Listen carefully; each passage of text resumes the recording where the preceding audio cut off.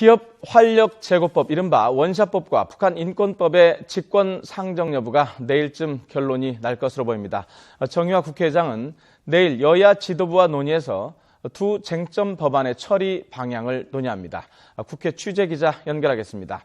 이만수 기자. 네, 국회입니다. 예, 정의화 의장이 내일 원샷법 등에 대한 직권 상정 여부를 결정을 한다고요?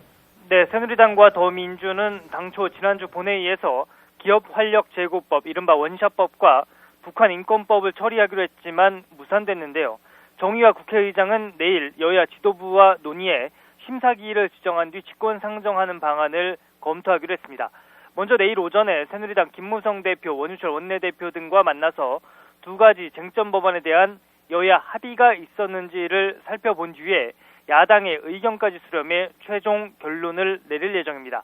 야당이 끝까지 반대할 경우 원샷법의 경우에는 국회 상임위원회를 통과했기 때문에 직권 상정이 유력해 보이지만 북한 인권법의 경우 상임위를 통과하지 못해 상황은 다소 유동적입니다. 여야 원내대표는 오늘 아침 방송에 함께 출연해 쟁점 법안의 본회의 처리 무산에 대해 상대방을 강하게 비난하며 책임을 돌렸습니다. 새누리당 원유철 원내대표는 더민주가 여야의 기존 합의를 깼다며 정의화 의장이 원샷법과 북한 인권법을 직권 상정해야 한다고 주장했습니다. 반면 더민주 이종걸 원내대표는 주요 내용이 합의가 되지 않아 처리되지 않은 것이라면서 정의화 의장이 직권 상정할 것으로 생각지는 않는다고 반박했습니다. 자, 이번에는 여야 휴일 상황 알아보겠습니다. 새누리당은 일단 민생 행보 강화에 주력하고 있다고요? 네, 지난주 공천관리위원장 선임을 두고 비박계와 친박계 간 극심한 내홍을 겪은 새누리당은 일단 민생 행보 강화에 집중한다는 계획입니다.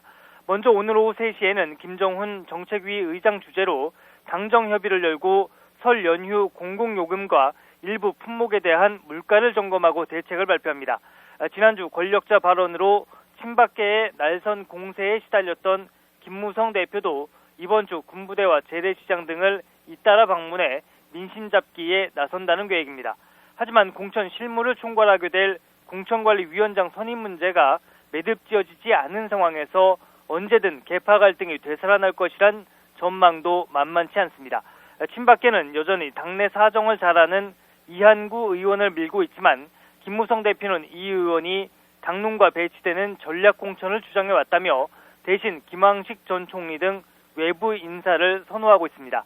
여기에 친박계 핵심 최경환 전 부총리가 어제 대구 지역 예비 후보의 개소식에 참여해 대구 경북 국회의원들을 향해 박근혜 대통령이 어려울 때 무엇을 했느냐며 직격탄을 날린 것도 당내에 미묘한 파장을 낳고 있습니다.